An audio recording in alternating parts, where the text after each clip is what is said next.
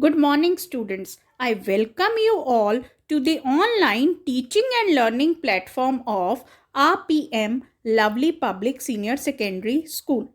Students, today we are going to start with chapter 10, that is Light of class 10th. So let us start with the chapter. In this chapter, you are going to understand about two phenomena, that is reflection and refraction. So let us introduce ourselves to the chapter. First of all, we should know what is light. So basically, light is a form of energy that provides the sensation of vision. That means it is a form of energy that let you see the world. Let you see the world. Now, what are the various phenomena associated with light? So let us understand that as well. Basically, some common phenomena associated with light are image formation by mirrors. That means we can see the images by mirror. Second, twinkling of stars. Third, beautiful color of the rainbow, that is Vibgyor. Next comes the bending of light by medium and so on. So you are going to search for some of the phenomena which are associated with the reflection and refraction of light. Then comes what are the properties of light. So basically we are going to now discuss the properties of light. Light is an electromagnetic wave, so it does not require any medium to travel. That means it can travel in vacuum as well. So light does not need any medium to travel. It can travel in vacuum as well. What is the second property of light? Let us understand that. Light tends to travel in straight line. This is the second property of light, that it tends to travel in the straight line. Now, third property of light is that light has dual nature. That means it has particle as well as wave nature. By particle, I mean that light is made up of small photons of, that is small photons, that means the particles of light, and these particles travel in wave form. So light has dual nature, that is it has particle as well as wave nature. Now let us proceed further. What are the other characteristics of light? Light casts shadow. We know that light always casts the shadow. This is the fourth characteristic. Now we should also know what is the speed of the light. So the speed of the light is 3 into 10 ki power 8 meter per second. That is 3 into 10 ki power 8 meter per second. And this speed is in air as well as in vacuum. Because in air, the light also has the speed 3 into 10 ki power 8, which is approximate. Now, when light falls on a surface, following phenomena may happen. That is, the following phenomena are: first, it is reflection, second is refraction, and third is absorption. So we are going to study about these two phenomena, and these two phenomena are associated with particle nature of light. That these phenomena prove that the light is made up of particles, small particles called photons of light. So let us discuss these two phenomena. What do you mean by reflection and what do you mean by refraction? Reflection is known as the bouncing of light when it strikes a polished surface like mirror. Suppose this is a mirror. When light falls on this mirror, it reflects back. This phenomena is called the reflection of light. That means a light bounces back. It bounces back. So this phenomena is called reflection of light. Why light bounces? Because the surface is polished on another side. This surface is polished. So light cannot pass through it. So light reflects back. Now, what are the various laws of reflection? As we know, reflection means bouncing back of light. Now, what are the various laws of reflection? Suppose this is a mirror, which is mm dash. Suppose a ray of light strikes the mirror. The ray of light which strikes the mirror is called incident ray. Now, this ray cannot pass through the mirror because one side of the mirror is polished. So this side of the mirror is polished. It cannot pass, but it reflects back. So when the light reflects back, this ray is now called reflected ray. And the imaginary perpendicular line to the mirror is called normal. So this is normal. You cannot see the normal. It is imaginary perpendicular line to the mirror. So the first law of reflection states that the incident ray, that means this ray, the reflected ray, that means the ray which is reflected by the mirror, and the normal all lie on a same plane. They all lie on a same plane. Now let us discuss the second law of reflection. The second law of reflection states that the angle of incidence, which is represented by angle I, is always equal to the angle of reflection. That means angle R. Now, what is angle of incidence and what is angle of reflection? Let us discuss that further.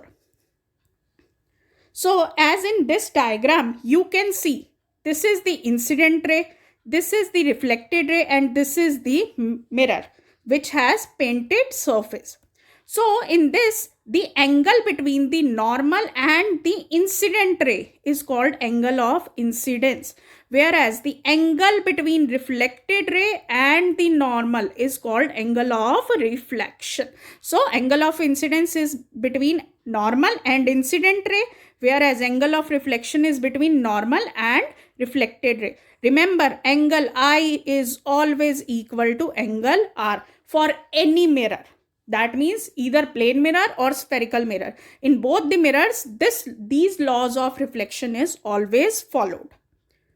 Now, let us discuss if you are standing in front of a mirror. That means your image would be formed. So, images formed on the mirror can be of two types. First, virtual, second, real. What are these images? Let us understand. But before starting with images, we should know what is image. So, image is a point where at least two light rays actually meet or appear to meet. That means when two light rays, that is reflected rays, either they meet or appear to meet, there at that point your image is formed.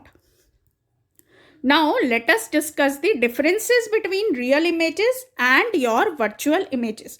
Real images are formed when light actually meet. So, real images are always formed when light rays actually meet.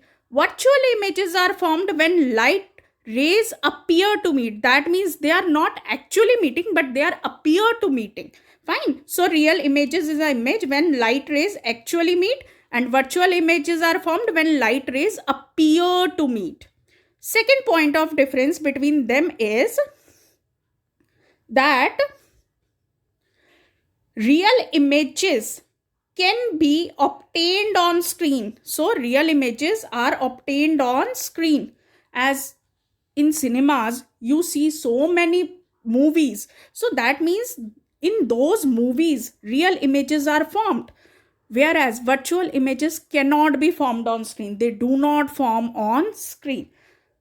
Real images are always inverted. That means they are formed upside down.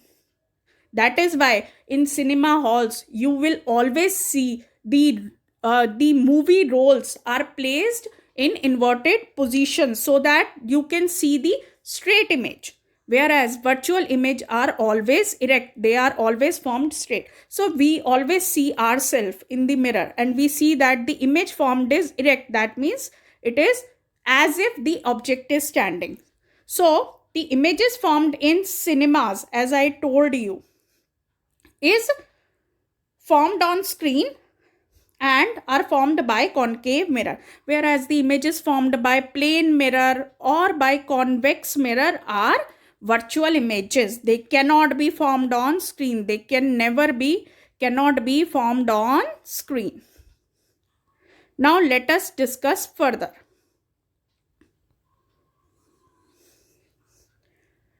The images formed by plane mirror. What are the characteristics of the images formed by plane mirror? So if this is a plane mirror, this is the object which is standing in front of a plane mirror. See, the light rays, the image is formed behind the mirror and of the same size. So this is a plane mirror. Why I am calling this mirror as plane mirror? Because its surface is plane. Now let us study some of the characteristics of images formed by plane mirror.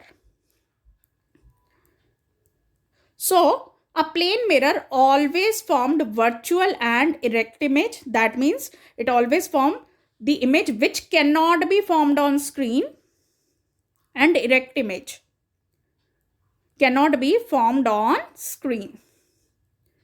Remember second point, the size of image, that means the height of image is always equal to the height of object. That means an object which is 5 centimeter tall will always look 5 centimeter tall in the image formed. Why? Because this height of object is always equal to the height of image. That means the size of image is always equal to the size of object. Let us study the third characteristic.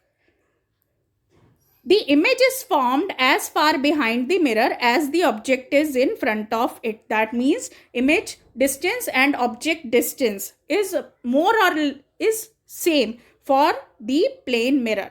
So image distance, that is image is formed as far as behind the mirror as the object is in front of it. So image distance and object distance in this case is always equal in case of plane mirror.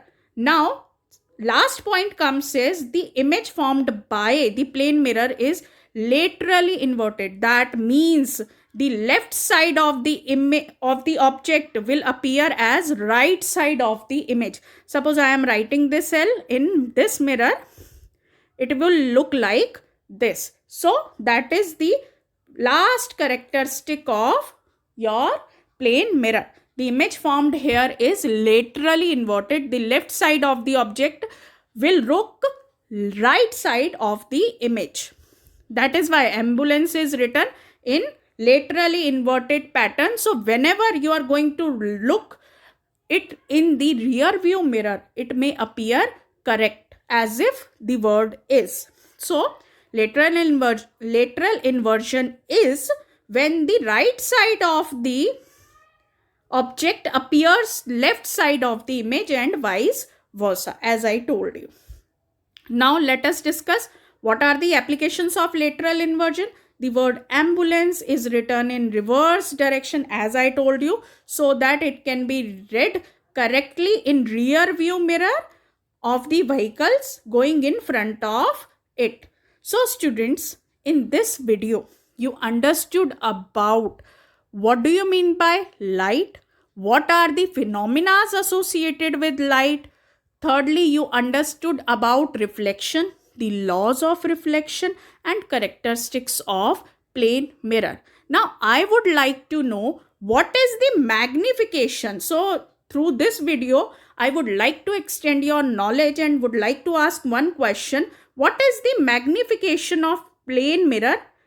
And magnification of plane mirror, according to you, even according to the sources, what is the magnification of plane mirror, and where apart from ambulance lateral inversion is used as an application. Lateral inversion as an application. Hope through this video I made you understand the concept of light. In next video we are going to proceed this chapter further.